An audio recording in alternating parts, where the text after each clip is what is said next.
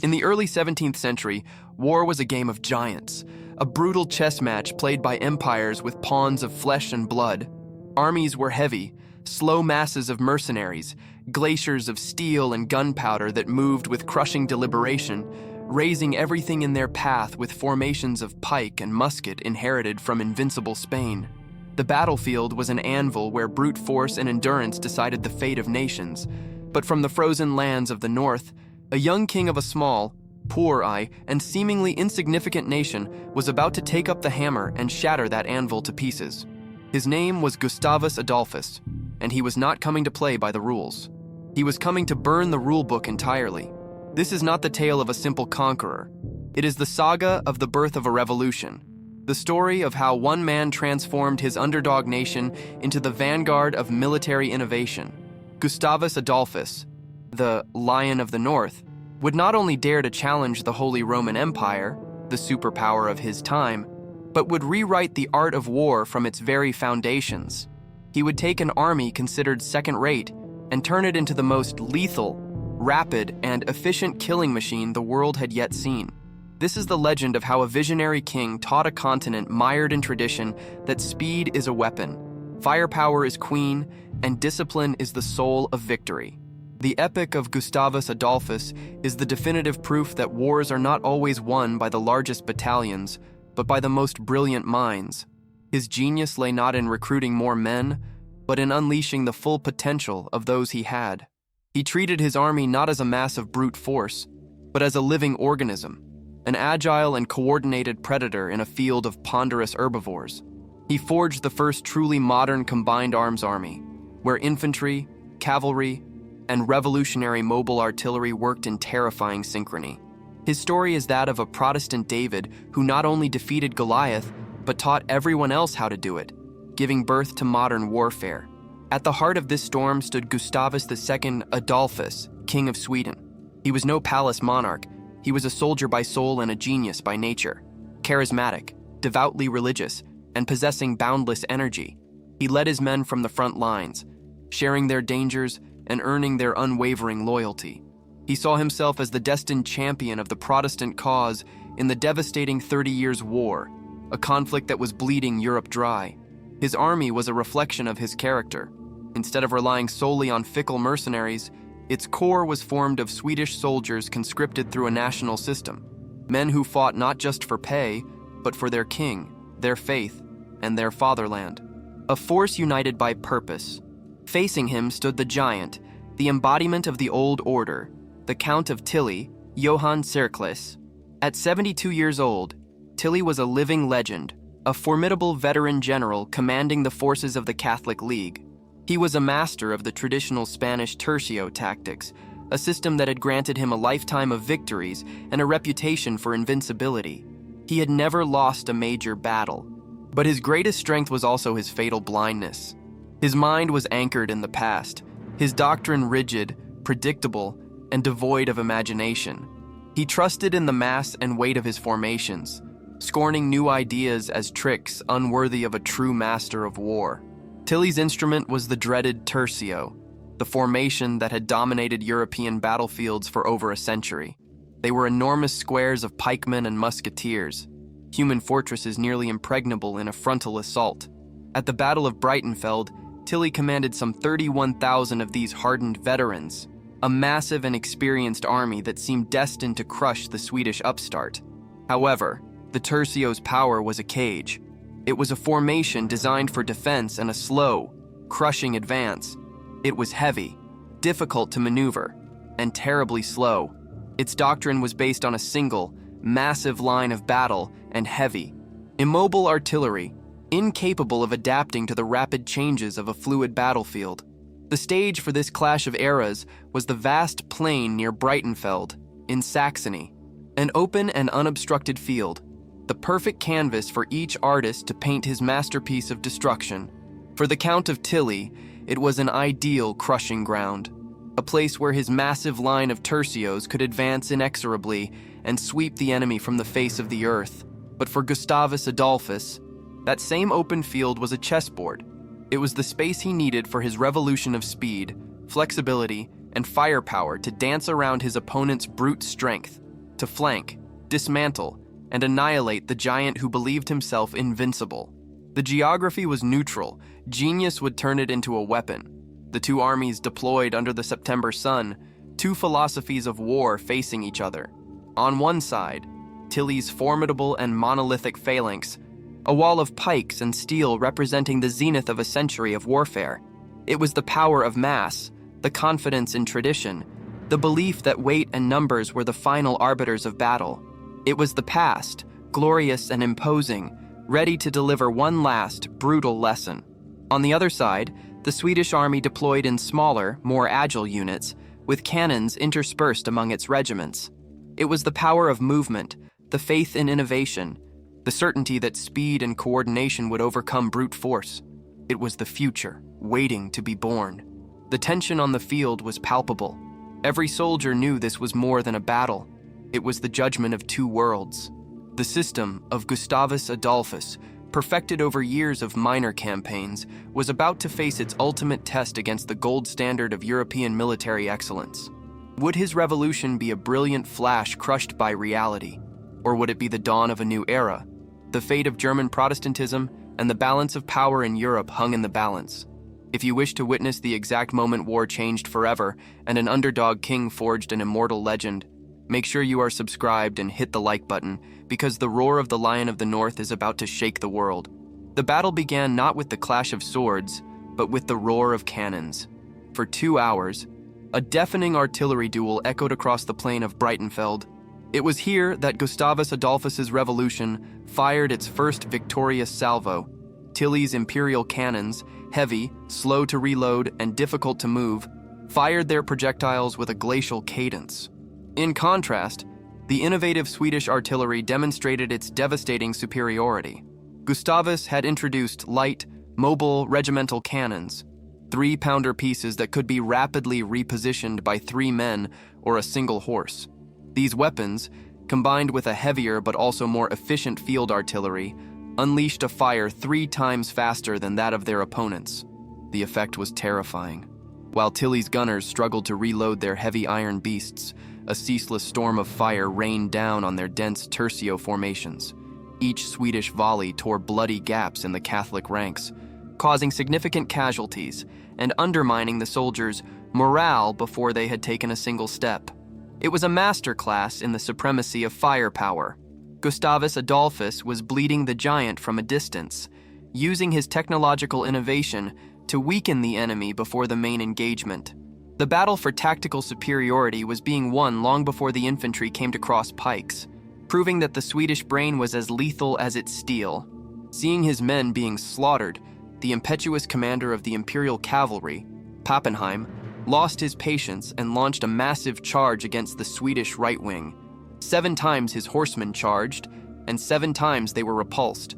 The Swedish cavalry, trained by Gustavus to charge with drawn sabers seeking the decisive clash, met them bravely.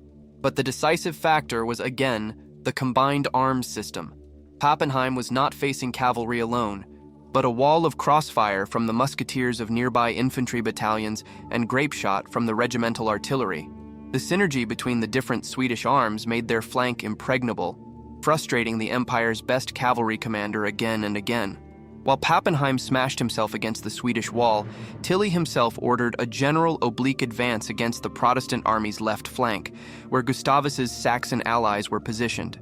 Unlike the Swedes, the Saxons were troops of inferior quality, traditionally equipped and trained. They could not withstand the crushing advance of Tilly's veteran tercios.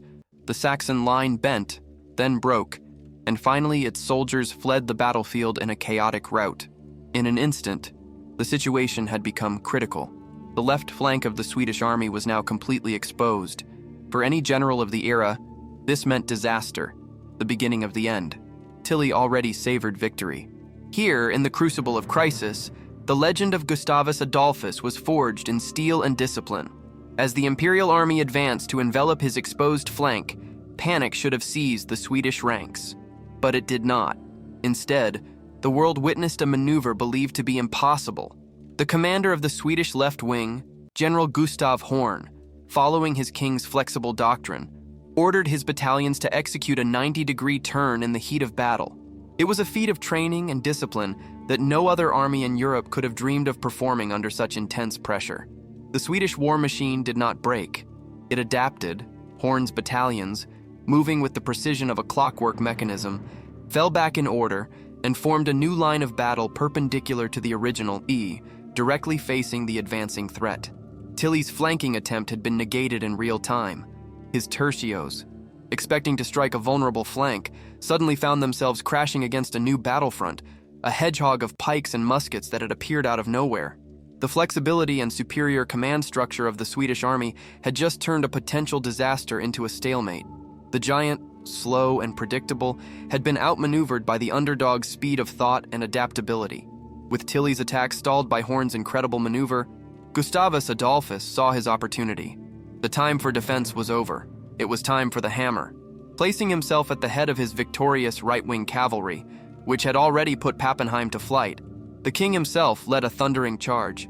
He did not attack the infantry fighting Horn, but directed his attack in a wide arc, aiming for the flank and rear of Tilly's army, which were now dangerously exposed due to its oblique advance.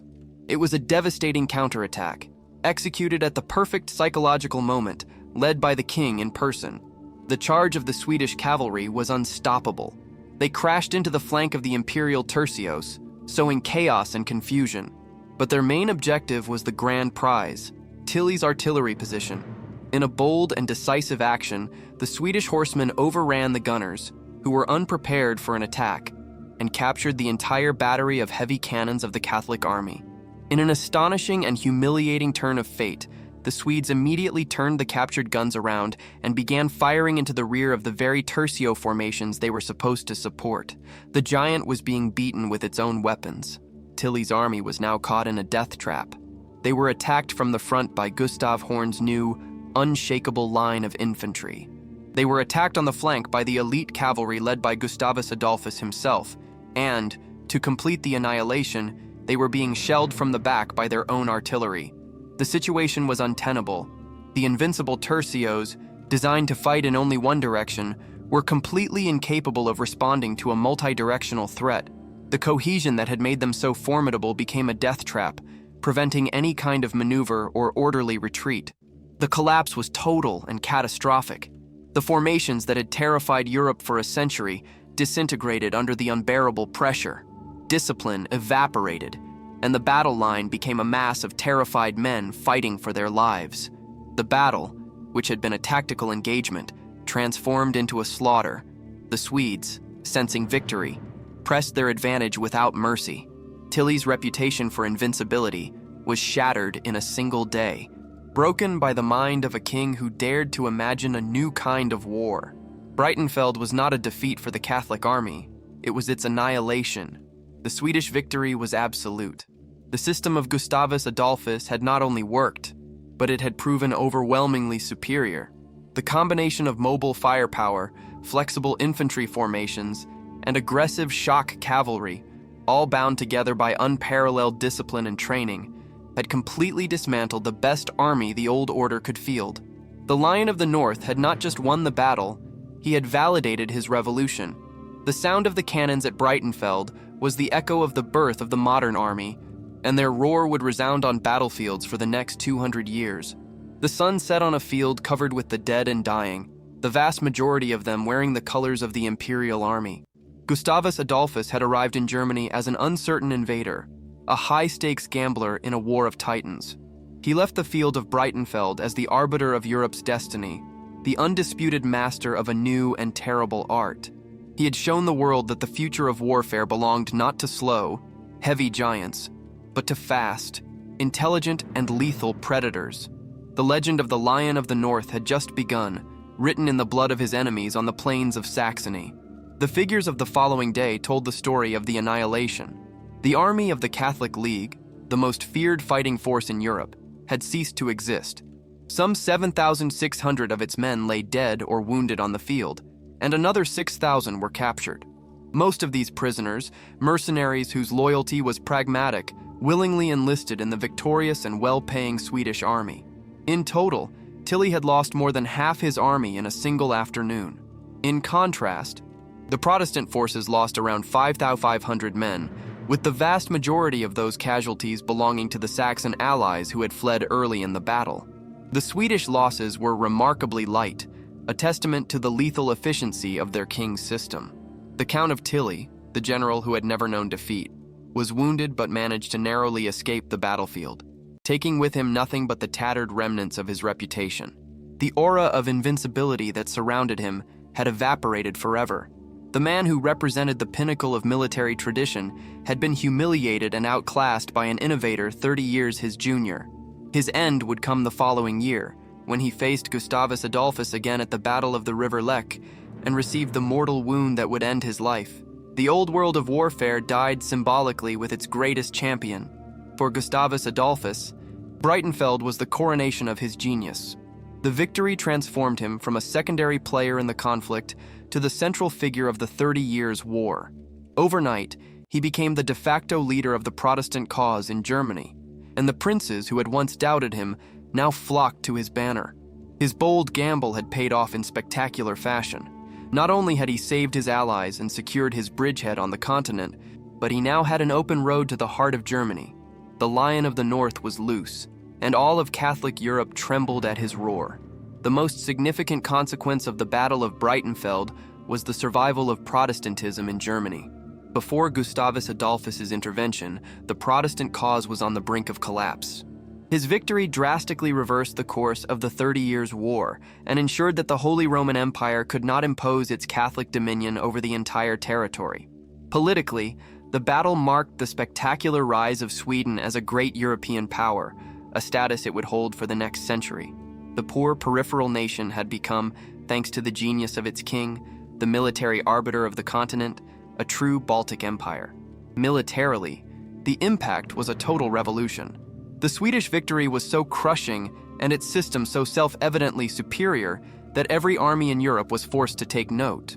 In the following years, strategists across the continent gradually abandoned the cumbersome tercios and began to imitate the reforms of Gustavus Adolphus.